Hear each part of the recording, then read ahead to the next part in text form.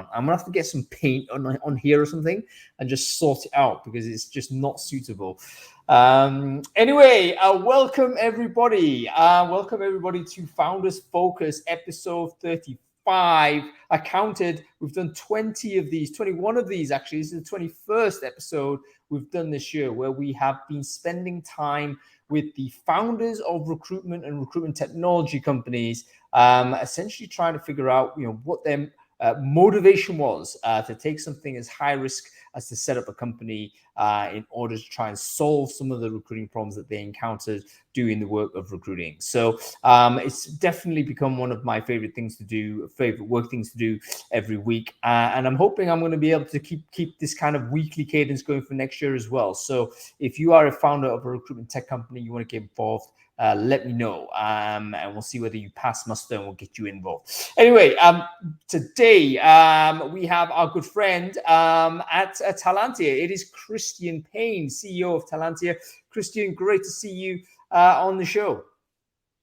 Thank you. Yeah, really great. I've been looking forward to this. It's been in the diary, I think, since March, and I nudged it a couple of times, but we're finally here.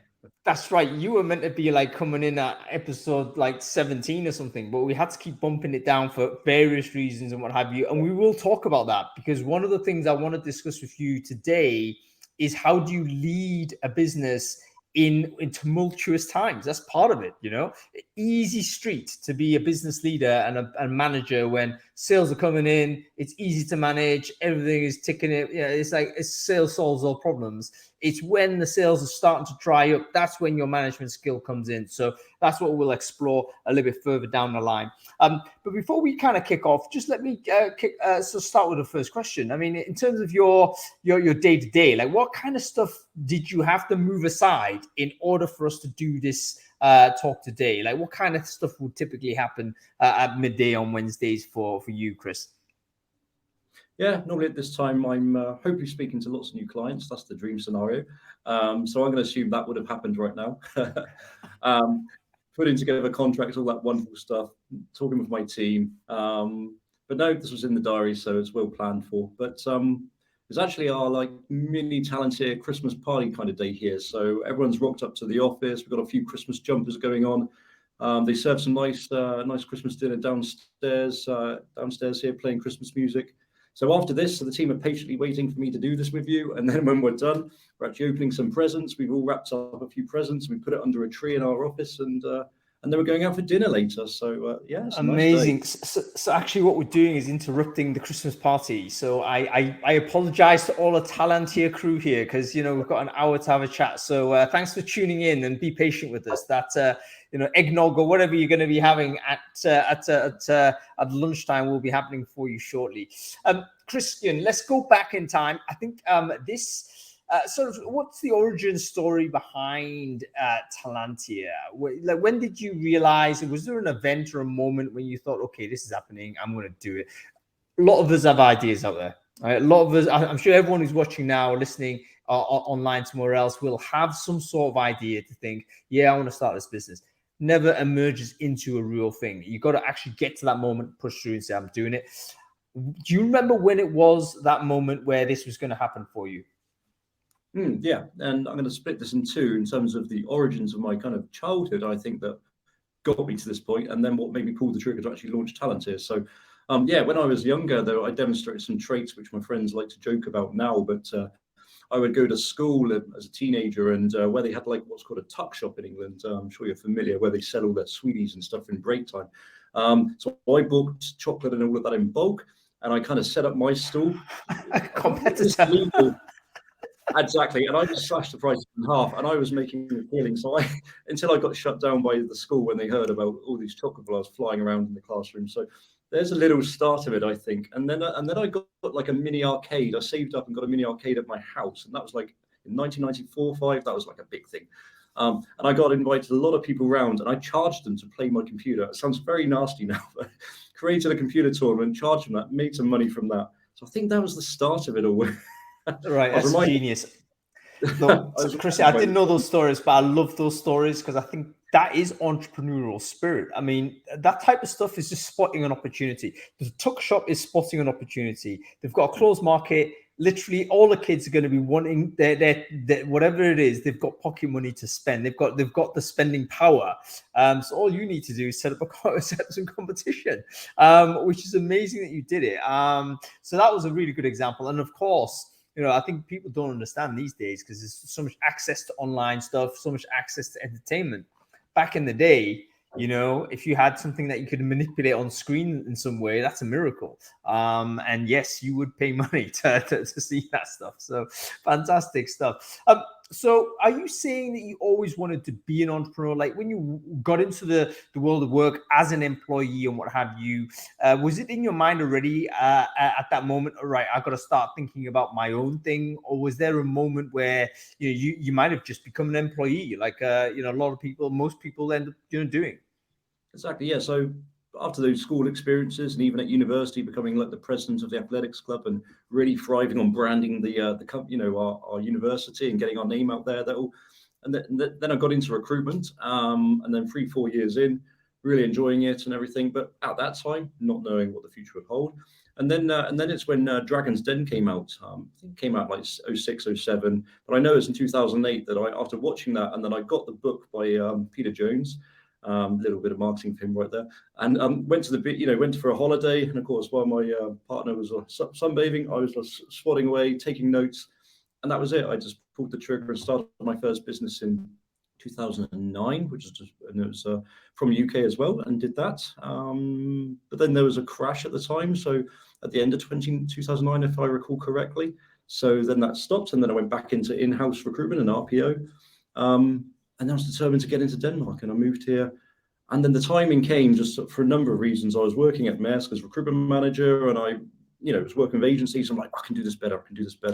And Maersk taught me a load of things about how to really look after employees, how to develop people personal plans. Their values on their website, they actually lived and breathed it. And I was like, I know I want to do a business now. I can imagine hiring my own team, and I can choose the values and choose like the right qualities of recruiter. So I took that leap of faith, so to speak, in 2015 and started my first business. Well, second. Yeah. No, firstly, 2009, I think I started, my first was 2009 as well. Also a fail. I mean, that was a terrible moment. It was, it was difficult. But I don't think it's a bad thing to fail your first business. I mean, so long as you don't have a catastrophic commitment where, you put the house in there or what, no, don't take that type of crazy risk. But if you don't know what you're doing, try it. You come away and you learn tons. I mean, I basically learned a huge amount through a year and a half of trying to make money and then failing to make money. And then I realized, all of those things I thought I knew how to do, actually you don't know how to do. You need to completely rethink how buying psychology works, and is a different kind of play. And it took me a long while before I kind of figured that out. And now, I wouldn't say I know everything about it, but I'm much more confident about, how things operate and how to trigger buying decisions. So yeah, it's not a bad thing to change, to experiment with this, with the prospect that yes, it might fall over. Like, don't fall in love with the first business. Interesting, you mentioned though that the world in enterprise, Maersk, obviously a huge organization globally. It's got to be one of the biggest organizations around. But it gave you a lot of framework and toolkits to be able to launch a stronger business next time round, because suddenly you had the education about how the procedures work and what kinds of things needed to happen in order for you to build a great team and stuff like this. Stuff that sometimes is difficult to learn if you're working in a small employer, but with a big employer, you do have access to. I think you get access to two things: you get access to toolkit and access to network. Those are two main values of a big company. Can you tell me a little bit about sort of that moment in Maersk where you started to acquire this knowledge? Again, when was the specific moment? Was there sort of a point where you thought, I'm quitting this and doing it? Yeah, exactly. And I remember speaking directly with and this is another thing of Maersk culture is just be open and transparent. And so even I said, after Maersk, I'm going to want to start my own business. They're like, well, that's awesome. And, as long as we've got you, we're going to enjoy the journey. It's like, cool, brilliant. And just by learning and just seeing opportunities where you know what, Christian, we need to get rid of this agency. We don't have any good agencies for this area. It's like, opportunity. And then one of my hiring managers I got on really well with, she was like, sat me down in meetings like, okay, next year, Christian, in 4 months, we're going to want to build a whole new tax team in Copenhagen, in here, and here, and here. I was like, if I went out of Maersk, would you be willing to work with me? And she was like, absolutely. We'll go through the normal process. So, and that's what happened. So I spoke to my manager, said, just had this conversation. I think my timing is now. And is there any chance that I can go for this? So she's like, cool, Christian. We'll interview other agencies alongside you. We'll do it the formality way. And I did that. I won it. And this is one of my favorite stories to share about Maersk. They were so good that they actually gave me a desk to start my business from in the Maersk building for my first few months, and they gave me business. I mean, I got goosebumps saying that because I really was like so grateful. I was like, wow, sitting in Maersk, I was like, and my new business was called Code Resourcing at the time, and it got me off to the perfect start. So that was definitely my trigger point. You know what? That is again. I forget who it was I had the conversation with, but that sort of path, that stepping stone might actually be the perfect one, where you work with a very close employer or a partner or some organization that is big enough to sustain you when you first start, rather than just a completely cold start, push out the door and try and pick up some business. That's perfect because you've got some relationships, you've got some supply, you have some income. If you have income day one, that just immediately resolves some of the tension, and you'll learn a lot by being that early supplier. So I remember one of probably the biggest mistakes I've made in early iterations of running businesses is not paying attention to those big early customers that could kind of change the game, because I was very inflexible. I was like, okay, here's the product, here's the service, don't care who you are, this is how it's going to be. Looking back, I'm thinking, okay, what could and should have done was have a more customized concierge solution for that particular organization, because it was worth that. It was worth it to do that. So okay, excellent stuff. So as a business leader, Christian, there must be things that you know now that you do well, and the stuff that maybe you don't do well. Putting kind of the self-reflection hat on, what would you say are the things that you do well as a CEO of a business? Yeah. Okay. Good. So I'd say, and I made up before the score, but what are the traits that I embody, and what would I recommend? So first is tenacity. That's just that absolute desire to get to that goal. You won't give up. You won't let things like stand in your way. We all get bad news in life and everything. It's the ability to brush it off, learn from it, move forward. So tenacity is a key trait to grow a company. Having good optimism, optimism in the right way, just believing in yourself, believing in, I know I've got a good product or a brand or a service offering, and they're going to want that. Being a visionary as well, just seeing that goal and just, meticulously sticking to it. Having the deep industry knowledge is an absolute strong plus point as well. So if I want to start a business in recruitment, having done it for, at that time, 15 years and just, living and breathing the industry and having the network, it gets you off to the perfect footing. Obviously, I was very lucky with Maersk, starting off opening my company doors with a big brand to start with, and passion, I think, which I hope comes across here. I just still, after 19 years in recruitment, I live, breathe it, love it. I get a job offer, and I'm texting my wife like, "Oh, this has happened." It's like, how cool! It's like, and I did this in my first few weeks, and it doesn't go away. So they're the traits I'd say are my strong points, just like my absolute clear passion and love for what I do, my direction, and my desire to, and I'm all about customer centric. So client or candidate experience, have it as, that's king. That's on point. If you always look after your customers, it will come back to you. You know what? That's really good self-awareness, Christian. And I think you're right when you say resilience is important. I think your optimism feeds into resilience, doesn't it? I mean, sometimes it's the people that are, I wouldn't say depressive, but the people that see the worst outcomes of everything oftentimes are the people that are more brittle, because they can't see another opportunity or another way out, because it's all crashing down and it's, they're in the doom loop, so to speak. So yeah, you do need, even however catastrophic things might be, it's about perspective. The stuff you can control and stuff you can't control. Let's not be miserable over the stuff you can't control, but examine the things you can, and you'll find some optimism there, because you can kind of make small changes in some place that will make you slightly a better circumstance than you have currently. And the sort of the vision. I love the way when you said vision. because I think a lot of people have like an overly mystical understanding of vision. It's like, this person needs to be some sort of prophetess or something, like a magical inspiration. But it's not. It's just understanding what a distant goal is. It's understanding a bit of distance from the operational today, and then figuring out, what we want to be at this point at some point, and keeping that always as the orientating thing that keeps you going to where you need to be. And it's important for when you need to make the hard choices, because when we have a benevolent environment, and it's easy to make there are no hard choices because it's all easy choices, then the vision is not the most important thing at that moment. It's when crap hits the fan, so to speak, that you need to make, okay, it's either A or B, and either one is not an optimal outcome. That vision is going to be the one that tells you which one is the correct choice. Let's talk about it, Christian, because obviously this year, last 18 months even, it's been chaotic. It's been up and down. It's been very, very difficult for companies that are supplying in recruitment services. We've had incredible ups and downs like we've never seen it. The graph would be like, a seismic chart, if you like, in terms of how it's operating. How did you handle that psychologically and practically? So psychologically as a leader, seeing massive, oh my God, massive growth market coming and crash. How do you deal with that psychologically? And as a leader, how do you handle it when tough decisions got to be made, and you got to keep the morale high no matter what the bad news is? So first one, the psychological aspect, Chris.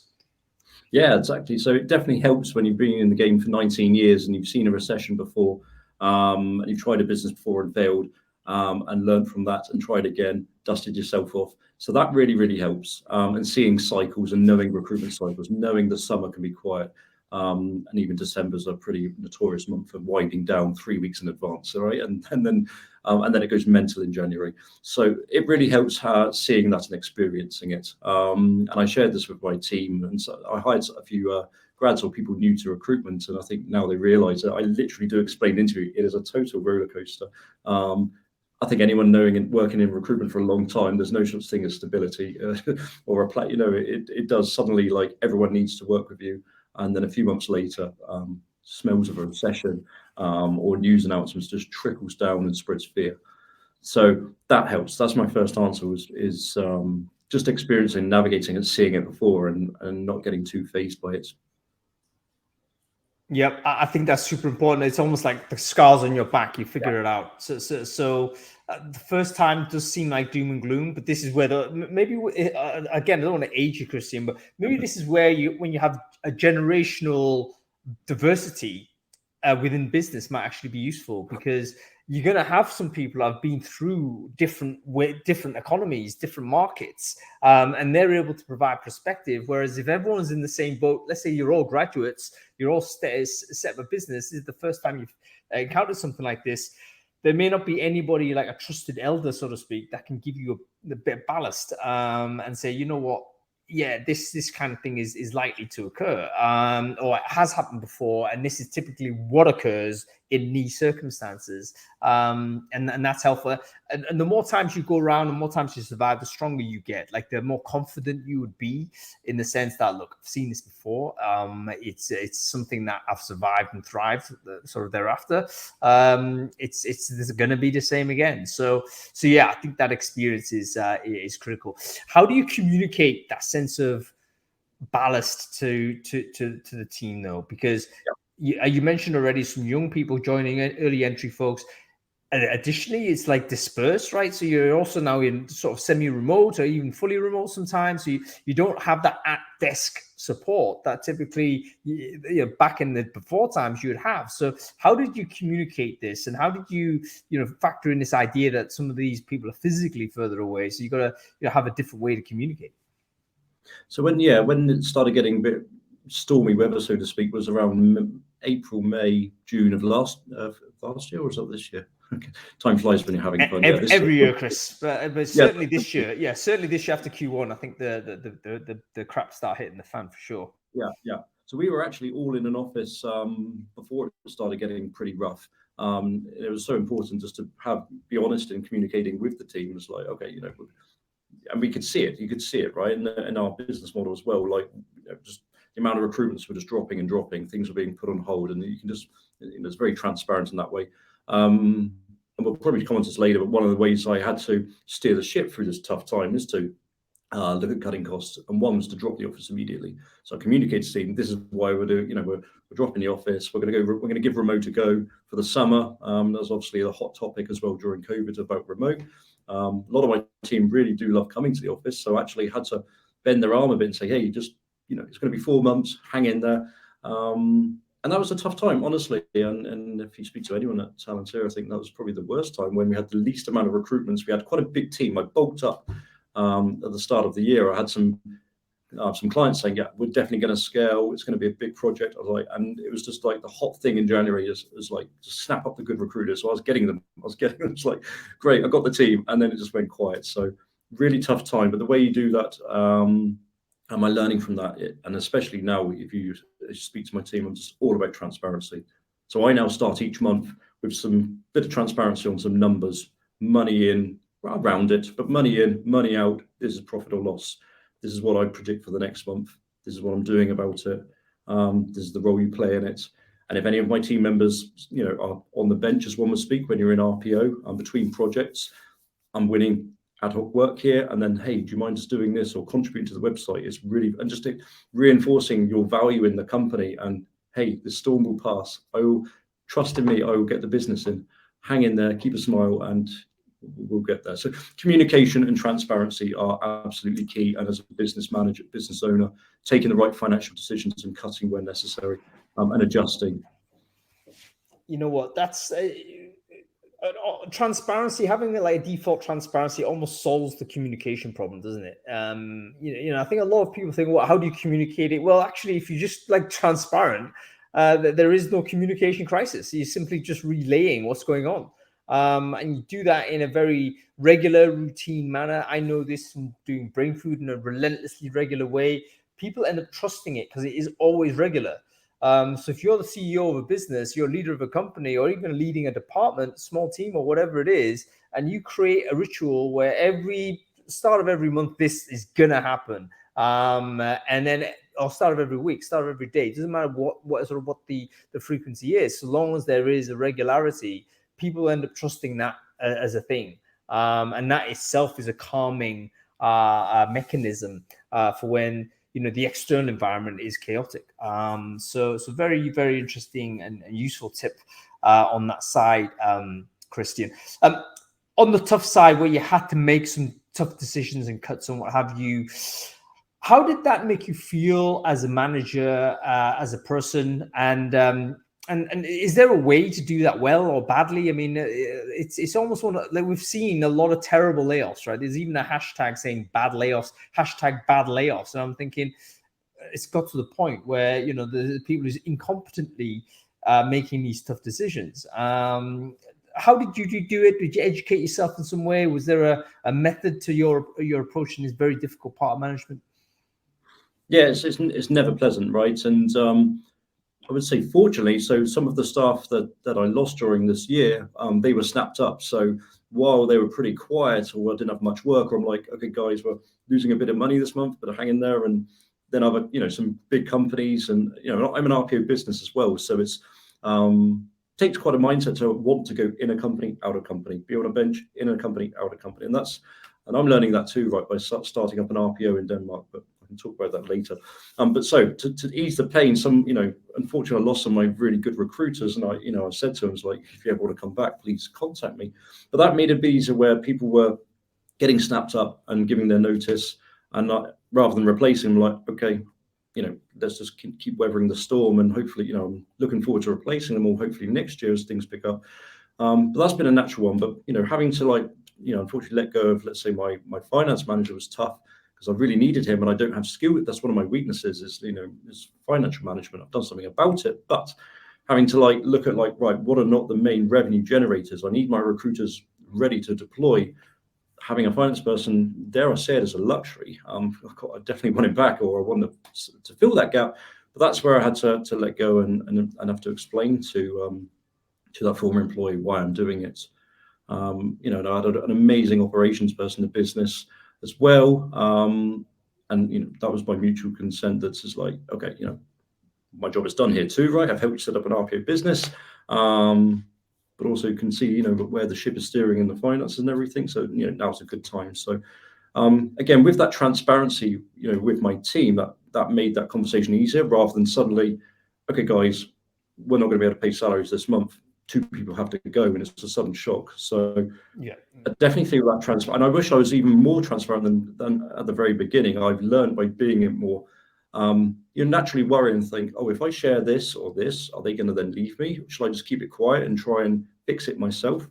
But actually, by being transparent, nobody's left for that reason. And they've, if anything, again, I'll ask them, but you would think or probably sense that, you know what, he's honest. We're in this together. We're gonna sail the ship together, and I feel that. It's a really nice feeling. So, and that transparency, even if it's like not pleasant information, let's say, it's also trust building. It's relationship building. If you are able to give people the hard truth, then actually your colleagues and your teammates and your friends will respect you more, because you think, this guy's not trying to protect me. He's not trying to censor information to me because he thinks I can't handle it. He's actually telling me what he knows. And that's got to reinforce my respect for that person. And the increase in trust I have for that person. So I think I think this style of leadership is pretty much going to become the way to do it. I remember back in my day, I was fortunate to have some great managers, great leaders when I was an employee. But I do recall, one of the things that, generally speaking, wasn't the case was this degree of transparency. It was pretty much right. As an employee, an individual contributor, you just weren't privy to what was going on in the business, and you'd just be having to deal with the big announcements. Sorry, folks, payroll's not being, everyone's got to take a haircut. Is it what? That kind of stuff gets announced, and it's like, oh crap. So that needs to be historicized. We need a new way of talking to people. We need to be much more mature, and you'll get your reward back. It's when you try and obfuscate and hide the damage. That's where you increase the damage going forward. So very, very good. You mentioned some weaknesses, some strengths and weaknesses, Christian. What's your attitude toward your own personal development? Do you see it as a case of, look, I need to just double down on what I'm strong in and get people to help me on the stuff I'm weak? Or do you think, actually, no, what I've got to do is actually make sure those weaknesses are patched and I'm competent at them? What's your general approach to skills development? Where do you lean into? Yeah, exactly. So some of my weaknesses are definitely, this almost sounds like a cheesy answer to an interview question. My weakness is my passion. I go all in. But what I mean by that is it totally spills over into there's rarely a waking hour where I'm not thinking about something about my business. I can be hopefully engaged and playing with my kids and in the zone, and then I suddenly drift off and I'm thinking about something. Or and any bad news as well can really affect me, because I'm that passionate about it, and it's my Yes. baby, my business, and it's my brand, right? So any negative feedback is like, oh, we were expecting this from Talentiir and we didn't get that. I'm like almost devastated, and that's a weakness, and I'm sometimes not even sure how to solve that, because that's just so deep rooted. No matter how many times I dust myself, oh, I've seen this before. But usually a good sleep definitely helps. It never helps to respond to things immediately on the keyboard. I talk to my wife about an evening, I wake up and just, it's amazing. If you just get up and just I like to go, I'm not a 4:30 person, but a 6:30 is quite a nice time to get up and just go for a walk for 30 minutes in fresh air, breathe it in. And I come back and I'm just fired up, and suddenly that bad news is it's the magnitude of it is just so minimal. So that is definitely helped, knowing, okay, I've seen this before, sleep on it, see how I'm feeling the next day. And my God, it really, really helps. So that's one of my weaknesses, would you say, is just letting emotions really dominate you, and it can used to last days, but now it's just a sleep it off thing. And I know my hands-on people management is not my strongest, where I haven't really done it before. I'm definitely committed to my team. I'm sure they vouch for that. They see that. But I'm definitely one to spin 20 plates at once. So I kind of hey, I have a one-to-one with my team. It's great, okay, this is your development plan, brilliant, off you go, and hopefully they don't come back in a few weeks because I'm just doing so many other things. And I know that, so I know that I really want, in terms of patching it, if one would say, I want to hire someone that lives and breathes people development. like that too, and I want to see my people develop for sure and thrive. That is the core of my business, if one would say. But I know that my next hire, or one of my next hires for 2023, is having an amazing people and operations person at Talentiir. So I know that they've been there, done that, to get the best out of the team, to take their career forward. So, and finance, for example, having shared with you that I had to let someone go, that's forced me, without whether I like it or not, to learn how to do a cash flow forecast. And my God, I wish I did that a few years ago. Just really knowing my numbers inside out. So yeah, I've taught myself the finances in that respect, and now I know my numbers, and that's really helped. So yeah, identifying where you're weakest at, and then definitely moving eventually when I have a bit more money in the bank, as business hopefully continues to grow. It's in a good place now, and fingers crossed it continues. Then I can hire people to kind of take off those things that I'm doing, to have someone on the finance, have the people operations side. I just want to focus on the overarching delivery to clients and being the front face of the business, meeting with potential new clients, and trying to win RPO projects, really. So that's want to move my time, but that's become now 20% instead of 80%. So in order for Talentiir to grow, I need to be out there in the business talking to people. Yeah, I totally get it. That's excellent stuff, Christian. And yeah, I guess as a CEO, it is a bit different, because you have to actually do stuff that you're not good at, and B, you don't want to do, because you are the business. When you start, you are 100% the business.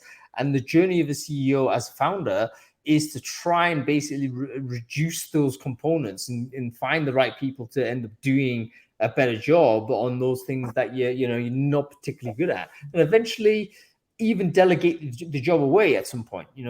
Almost everything needs to go is what you've got to try and achieve. And then I guess at that point you just become an evangelist, let's say, or someone who's working on a different level of conversation rather than the operational side. So yeah, it's very interesting how different CEOs deal with this. One thing worth bearing in mind is that I think everyone leans into doing what they're good at and what they like to do, and that is possibly dangerous, because it leads to neglect on certain things that are critically important to do. Is there some sort of framework that keeps you to prioritize the right ways in which you're spending your time? Because you may love doing this thing and you end up spending, now it's spending 2-3 days on this, is amazing, but actually that has led to the trade-off where you've neglected this other thing which you hate to do, but that's now turning into a problem because you haven't done it. How do you make sure you keep that balance in place? Exactly, yeah. So a great example of putting my passion into where I do. So I'm very, very busy on LinkedIn creating content and starting to create a YouTube channel with all my videos, and that's doing that. And then I'm realizing by the end of the week, it's like, oh my God, I hadn't even sent those invoices yet. Getting money into the business, why has that been negated down to the bottom of my priorities? Because it requires me going into the finance system and then creating it. And it sounds quite ironic that I lose energy sending invoices. Once I've hit send and I finished it, I'm like, that looks brilliant. Look at that money that's coming in 30 days time or 7 days time. So what do I do about it? So now I've tried different apps, and I've tried putting things in my calendar, and we're all trying to figure out a way to be really productive. And then I found an app that really worked for me on my phone. I think it's called Todoist. Let's just see if that's the exact. Todoist, I do know it. Yep. Yeah. There we go. Yeah. So I've got my Todoist. I've got my list. I don't know if you're going to see it. Obviously, this is not so relevant for people listening to it. There we go. But I put my biggest priorities, and I usually do it the night before, or if things pop up. And I make sure I'm clearing half of those. And I make sure what must happen that's the key thing. What must happen today? If I'm waking up Tuesday, what on that list do I want to make sure when I go to bed they're done? What matters? And then you can type. I was like, today, tomorrow, and the AI will shuffle it in order of priority. And so guess what? When I come in, I've obviously got my calendar things there, but then I open this as well. I'm like, right, let's just get that done. And I've literally become religious in it now. I want to get my little notification that I've achieved 5 of my 5 goals for the day. So that's how it's worked for me. Just a simple little app on my phone suddenly motivated me to do it. That's amazing. Folks, do you have a productivity app? How do you do this? Because I think we all struggle. We all have procrastination. And in fact, that's not going to get any easier, because there's so many things out there that entertain us, that stimulate us, everything. You can very easily spend your time doing all kinds of crazy things that ultimately are not the most important. So how do you sort of, what tooling do you use to get this done? So I'd be interested to know that, because I'm always looking for something. I don't think I figured it out myself. There's lots of things I let slide. Actually, invoicing is one of those. It's like I can't. But truth be told, sometimes I can't be bothered even send it. If it's a really small invoice, it's like, listen, forget it. But then you look at it, you think, hang on, that's not the way to run any business. You can't be bothered. Come on. So yeah, it's something everyone's got to get better at. Okay, let's kind of look at where you've seen sort of the market generally, Christian, because I think you and your service is actually a reasonable barometer, because you're interacting with customers all the time, you're speaking to candidates all the time also. What's your general sense as to where we're at the end of this year, and where do you think we're going to be 2022?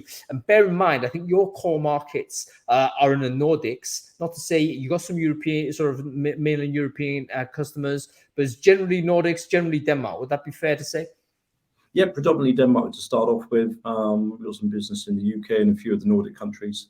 And that is my goal for the first couple of years of establishing my business, operate where you know best, and then have the luxury, especially as I hope to eventually hire more remotely. Currently, all of our team are here in Copenhagen. Longer term plans is to hire remote recruiters in different countries. So if you're listening, brilliant. And then that's when I can start to look at other markets. But right now, is getting my craft right, getting the operational model in place, proving there's demand for RPO in the Nordics, which is I'm one of the first to do. But no, it's very positive, actually. It's very positive. Even the last few months has been a bit of another little shake. We know a recession's coming, or you could argue it's in effect with the various market situations and circumstances. And I see some of my clients putting the pause button on, and they explain to me why, which is brilliant. So I've got some insights as to how it's looking, but how they feel about it and what they're going to do for next year. And it's a very common theme, especially for startups and scale-ups here in the Nordics, or I'll speak for Denmark. I'm putting myself in that category because I did, but not to the scale they did. Got excited as we were, I say post-COVID. Are we technically out of COVID? That's another subjective comment, but let's call it post-COVID, or at least after the mass of it. Then technology was booming. Then companies were realizing that there's opportunities to start up businesses and serve different needs. And so the demand for people and talent, and suddenly companies were wanting their own in-house TA teams, like more than ever before. I've never seen it. I've been in Denmark for 12 years. I've come from RPO all my career. I've tried to sell RPO or in-house services for the last 7 years. And then suddenly, it's just boomed. So what am I getting at is, so then companies have hired so many tech people, and it's a common reason some of these big CEOs are explaining why the layoffs are happening. We got excited, we've hired too many, we need to pull it back a bit. There's a recession coming, consumer spend is going to go down, we need to react to that. It's a very common theme, and it's the same here. And I had a similar situation where I got excited hiring recruiters because my clients already warned me and said, we're going to need to use you in 2022. We're going to need to grow. Then that got put on hold, and then I'm sat with a team of recruiters that I've hired that are sitting on a bench, and that was the worst thing possible. So what is it looking like for 2023? I think it's positive. As long as the business has made the corrections they should do this year, and have, and their cash flow is looking solid, that your income's kind of at least covering your total operating costs. For Talentiir, I'm speaking as well. We've built a brand over 18 months. I found the right operating model, found the right pricing. So we're in the right place and positioning. So I think 2023 is going to be good, albeit a combination of a recession and what's happened lately. So that's my take on it. Yeah, what's interesting about one thing that's worth thinking about with recruitment is that we often have counter-cyclical experience to the wider market, because when companies, for instance, are, let's say, freezing perm hiring and whatnot, typically what happens is they need to backfill that with a lot of contingent resourcing. Because there's stuff that still needs to be done within those businesses. They just can't put fixed costs onto the company. So the cost will come from somewhere else. And again, that's a people supply type of need. So I think if recruiters are understanding sort of how that market works and are able to provide different types of person, should we say, provide people who are on different types of employment contracts, be much more flexible, providing, if you like, a total talent solution to companies. That's probably where you want to sit. And there's always going to be ups and downs, I mean, again, you look at big companies saying, look, we're going to stop hiring in this area. Oftentimes that means increased automation, increased implementation of technology. That actually means an increase of recruiting of technologists. So there's ways in, sometimes you can look at the overly broad. I mean, I'm a big fan of taking a zoom out type of view at the macro level. That's important. But the macro stuff doesn't always manifest in the same way for every business. And if most recruitment companies generally are small enough to be able to flit around and find a little seam that's going to work for them. So interesting to see this happen. Talking about RPO, you mentioned Talentiir being kind of a reasonably early mover within the Nordic environment. Can you explain why that is the case? Like why, for instance, has this previously not been a popular thing in the Nordics? Why is it becoming popular now? What's your theories on that, Christian? Yeah, and that's a really great question, and I sometimes still wonder the same, right? So, like I said, I came from RPO. So RPO is very well outsourcing recruitment. For more simplicity, is well established in the UK, and it was in Germany and the US. There are markets that are quite far ahead, and I've always viewed Denmark as a relatively behind the curve in the recruitment sphere for many reasons. And then even when I came to Denmark with my RPO background and wanting to try and speak to companies and saying, have you thought about RPO, or have you thought about just outsourcing rather than hiring an FTE every time? There's better ways of doing this. And even recently, I'm reaching out to customers. I mean, this is now my job to establish outsourcing an RPO in Denmark. I feel I'm one of the first, or at least I can only feel that by the feedback of customers who've never heard of this concept before. So trying to encourage them. Really good proof point. Yeah, it really is. Really good proof point. Yeah. Exactly. So yeah, that's my job to then explain the benefits. And interestingly, I've got a video coming out next week. I've just had it, the final edits done yesterday, and the whole video is about recession and outsourcing. So what companies do during a recession and how to leverage outsourcing. You think outsourcing is a high cost. Well, I'm going to get a recruiter for maybe 50, 100% more than what I would get if I hire them myself. That's a classic feedback. As you can imagine, I've heard quite a number of these, and is explaining the benefits of having, deployable team put in your environment. They can start within 2 weeks, 3 weeks, whatever it may be, instead of having to put a job advert out and wait 3 months. They are ready to, go in and just start making hires, knowing how to do the advert, etc. And then when you're done, just turn it off. 30 days notice, Talentiir, and carry on, right? So I really feel that, and it's looking really good for the future and for the foreseeable years. I really feel that RPO is a solid place in the market. The freelance recruiters is only going to get bigger. That is, I am certain of.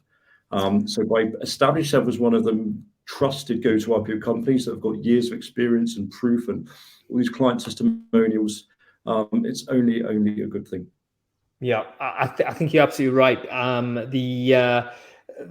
There was, even pre-COVID, there was a movement for companies to try and create more flexibility in their workforce. To reduce the overall percentage of FTEs in their workforce population, increase the numbers of people that are on different types of contracts, because they want to be able to literally agile the small a. It's like, okay, sometimes you have a need, sometimes you don't. You want to be able to scale up or down your resourcing rather than carrying too many people that then you've got to really think hard about redeployment and place and internal mobility and stuff like that, which big corps have traditionally been very poor at. So whilst they're making progress with that, and they're also thinking, okay, how can we create more flexibility within the workforce?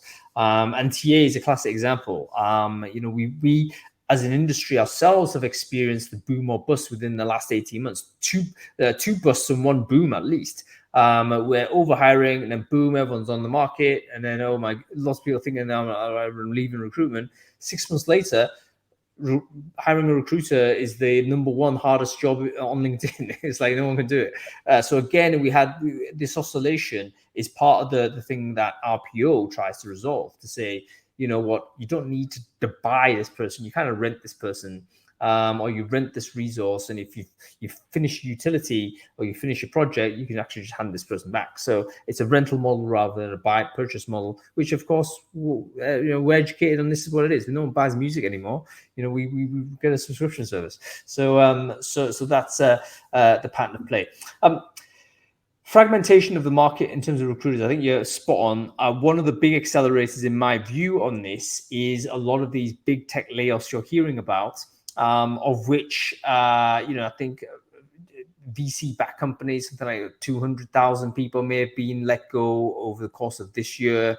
Obviously, it's not a huge number globally, but it's enough in that high visibility and high compensation space, of which some of the best recruiters in terms of remuneration are all in amongst that group.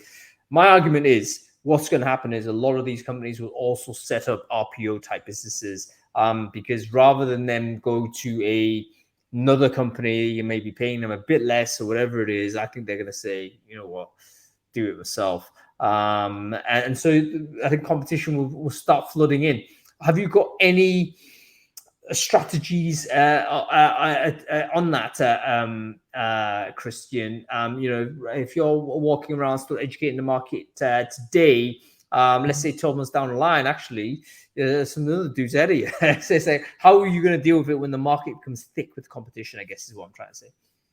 Yeah, and you'll see me smiling rather than having intrepidation and fear. It's honestly, I see competition as a good thing. That tells me that tells us that there's a demand for it, right? Why am I one of the only ones doing RPO here? And I know that by having good competitors like offering their services, knocking on the doors, if they end up speaking to me, they've probably now already had that pitch, and hopefully a bad pitch. Who knows? But and therefore, it just makes my job easier to win business when there's more and more demand. So I want to see the demand, and I honestly, competition is healthy, and I want to see others succeed too, to my advantage. And I'm ready for that. I know my competitors in their RPO space, and it's just a matter of time before they stick their flag in the sand and say, we've won this client, and now we're opening an office there, or whatever it could be. It's inevitable. I can't just hog Denmark and hope that no one comes along. It's inevitable, right? So embrace that and be ready and be positive for it and think of it as a good thing.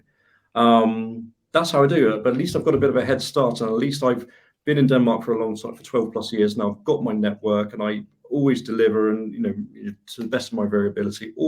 Nearly all of our businesses come from repeat business or someone who's worked for me or had a touch point with me in the last 10 years. So I've got a very big lead in that respect. And only by having Talentiir and continuing to build our brand, build on it, get case studies. We're now just getting our first case studies through, right? We're 18 months in existence. We've got our first 4 or 5, actually 6 case studies now. And then we're reaching out to a nice web developer to create a good landing page just to showcase that. And then the cases get bigger and bigger and bigger. It starts with a 6-person project, which then becomes a bigger one. So I'm learning, tweaking my services, fixing my making sure my operational model is sound and tweaking it. So at least I have that lead time in the Nordic market on how to operate an RPO. So it's all good with me. Yeah, I love the attitude, and that's quite right.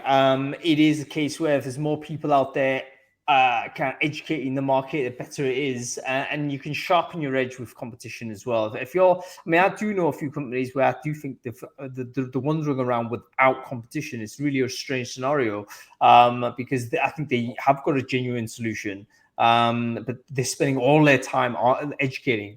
Because they're the only ones doing it. And it's like, wow, it's like a lot of the time they're not even in a position to sell because the market is not aware that this is even a problem. So I think it is better to have a lot of companies out there with the similar messaging, talking about this is a new way of operating, then competing on the quality, competing on whether you've got the better fit in terms of the service, or the style of delivery you have, or the cost model, or whatever it is. So yeah, I think that's all going to be healthy and good. Okay. let's kind of go and think about a leadership advice or entrepreneurial advice, Christy. People might be listening into this and thinking, you know what, yeah, I do fancy launching a recruitment business or some business of some type. What sort of advice would you give that person? Like, for instance, let's sort of break down the advice a little bit.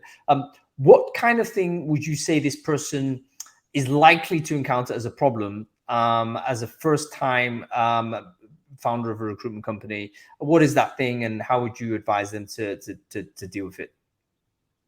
So the very first thing, whether it's recruitment or any market actually, is obviously to check there's a need for your service. Is there a demand for what you're offering? So if you want to start in recruitment and whatever geographic that will be, let's take Germany as one example, research the competitors. Are they open to either outsourcing or standard recruitment? So checking your market and checking there's a need and just speaking to people. The more market research you can do and speaking to people, and again, this comes with the industry experience. The more industry experience you probably have your finger on the pulse to know if there's a market or not. But that's my first bit of advice, is to checking there's a market and a need. Good, check. Okay, there's that. Then another piece of advice from the top of my head is just knowing your numbers very early. Doing the cash flow forecast yourself. Ideally having some money to start with. I mean, cash is king. No cash equals no business. So having some, ideally, if you're going to start a business, having something to put into it yourself. Most businesses you can start for free these days. Yeah, you can get a website. You can get there's so many tools and wonderful tools you can get for free. So you can run cheap and run just on your own, as long as you can pay your own bills for the first months. And then when you make your first hire, if you choose to do that or you want to go solo, having the money in the bank to make sure, okay, it's going to take time for them to ramp up. I need to train them. I need to win business for them, right? So as your headcount increases, you need to be more of a salesperson or have a good pipeline. So always just be very good with your numbers and know that you're scaling at the right speed and pace and having that cash flow reserves. I made that mistake actually, so I can testify to that. I wasn't that hot on my numbers. I got excited. I brought in a load of recruiters. Suddenly the brakes came on at the same time. It was really bad timing, and I watched my cash flow decimate, absolutely decimate. So that would be it. And I must admit, when you're doing your own profit and loss and you're seeing how much you're spending and how much you're earning, it's really, really motivational to see that number on the spreadsheet. And then I'm like looking at it thinking, I can trim that. I want to see that number be a nice clean number, like plus 100,000 krona per month or plus 1 million, whatever it could be. What do I need to do to get that? Oh, if I just get one more sale and give a recruiter that, we've got that. If you're driven by numbers in that way, my God, it's a very, very healthy place to be. It drives you to win business. It drives you to cut costs. You don't get excited when a new shiny tool comes on the market. I say that, I did this, and I bought the LinkedIn executive license, and I've got 18 recruiter licenses, which I'm only using 6 of. Don't get me started on this, but I am paying a fortune for LinkedIn, and I got too excited there, and I'm now paying the price. So in hindsight's a wonderful thing. Look at your numbers. Do I really want that on my cash flow every month? Because we've got to make the money to cover that and more. So that's my advice in starting up. And then big favorite of mine is focus on your branding, personal branding and company branding. That is what wins you business. Create content, get known in your industry and the market. Think about your target audience. Who are your target clients? What is the problem I'm solving for them? And then how can I articulate that? If I know companies are having a problem with getting a recruiter within 1 month or how to do this, I'll create some content and I'll show that I'm the voice of, say authority, but an expert in my field. Keep putting out content. My team quite happily create their own content. I don't tell them to. Have told them, ask them politely, hey, if you want to do some content, and I even did a competition one, I'll pay whoever does some post, and if they get a bit, good bit of traction, then you get a little bonus in your pay packet. Just for fun, no pressure, just enjoy the journey, but otherwise just enjoy branding yourself. But this is how you win business. I'm a bit more of I'm from the old school way of picking up the phone and cold calling. There's a phone book or there's a recruitment database. Christian, you start from Z and go backwards. I'll start from A. We'll meet you in the middle. I'd say that's all relatively dead. I know there's some amazing cold call people or salespeople out there, and credit to them. It's a tough gig, and it does have a place if you know your market really well. But branding. I'm very fortunate that most of my clients have come to me from just I've seen Talentiir. I've heard of Talentiir. I heard you do this. It's like it pays dividends, and you create the content. Suddenly someone's contacted me 8 months, and it's like, I saw your post like 8 months ago. It's like, but I didn't see you like or click on it. It's like, oh yeah, but I see these things. A lot of people watch, but they don't interact. Then they pick up the phone, because if you're posting content once a week, when they suddenly randomly log into LinkedIn maybe once a month or 2 months, because they don't live and breathe LinkedIn like we do or I do, when they log in, guess what? One of my posts is going to surface to the top because I've posted recently. So I would absolutely advocate to try and focus on your brand when you're starting a business. It will pay back dividends. Right. I think if you want to take, anyone listening to this is thinking about setting up a business, you want to just basically take the last 5 minutes of Christian's commentary there, because I think that's just rock solid advice, particularly in recruiting. I mean, recruiters live on LinkedIn, so do people that need recruiters. We need to stop thinking of it purely as a place like a database of candidates. It's actually a massive sort of broadcast channel for your services, and it's not about just like selling hard. It's selling soft and selling smart, by talking about the problem set that your business is trying to solve, and addressing the audience that has this issue. And if you've got some sort of things you can say intelligently about those problems, then that's actually going to be the way in which you resonate with the future buyer of your business. It's not going to happen if you just bang on and say, yeah, we're selling this. No, it's about dealing problem focused, sorting the problem out, and then demonstrating your kind of credibility in that space. And you know what, on the regularity of it, obviously I'm massively regular on LinkedIn as well. I'm on LinkedIn right now, to people's chagrin. I think people are probably a bit tired of me being on there all the time, but it's like, okay, I think it kind of helps in some weird way. It's sort of to increase your level of recognition is just better than not being recognized at all. Like you're in the conversation and you're in the room. So, if I'm looking for some sort of way to scale up recruiting in the Nordics, for instance, I know now, and hopefully people will know also, that Talentiir are going to be in the conversation. There may be an equally competent organization that no one's heard of, but they're not going to be in there because no one knows them.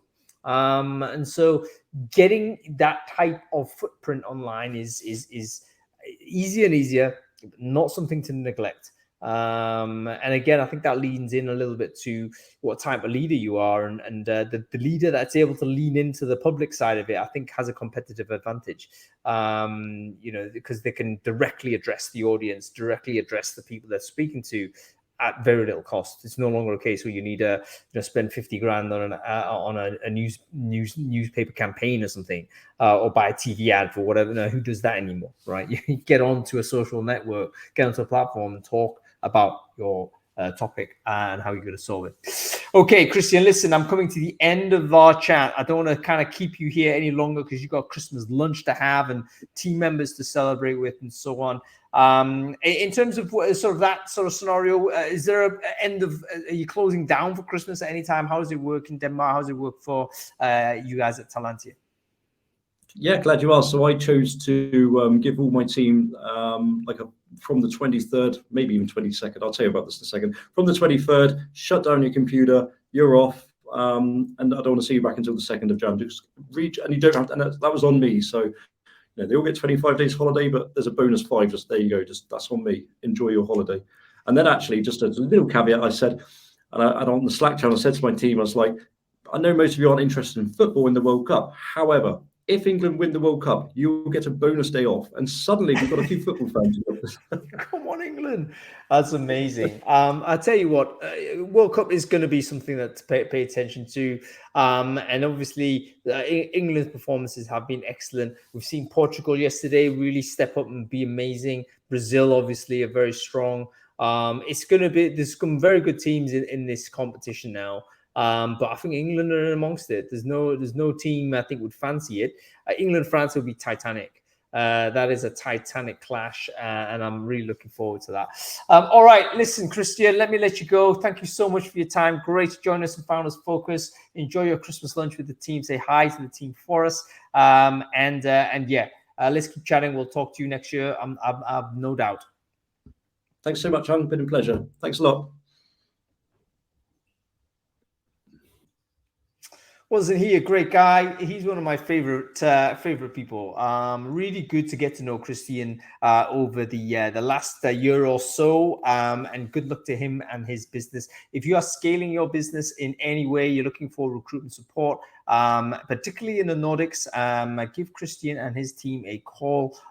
They've got a really interesting set of solutions for you, which you can kind of take up or down in a very on-demand type of way. So go ahead and check them out if you're interested. Okay, that's the last Founders Focus for this year. We'll be back. We've got a couple more Brain Food Lives. We're going to take it all the way to the 23rd of December. So I'll see you back here for Brain Food Live on air on Friday, where we will be talking about social class and accent bias in hiring. Folks, do you have a regional accent? Do you feel that your social status has caused you some issues at some point in your career? And if so, what the heck are we as recruiters meant to be doing about that? Bear in mind, have a think. How many CEOs do you know that are actually Scousers or Cockneys or Geordies? How many of them ever achieve any kind of political leadership? All of the leaders, particularly in the UK, come from a certain social class, certain way of speaking. Is this a problem? And if so, how do we deal with it? That is the topic of Brain Food Live on air. Make sure you follow the channel on Crowdcast to get updated on this. Or if you're watching this on LinkedIn, follow sort of my profile, because I'll be broadcasting it on LinkedIn Live via my personal profile on Friday. Okay, that's about it. We'll see you in a couple of days. Thanks for watching.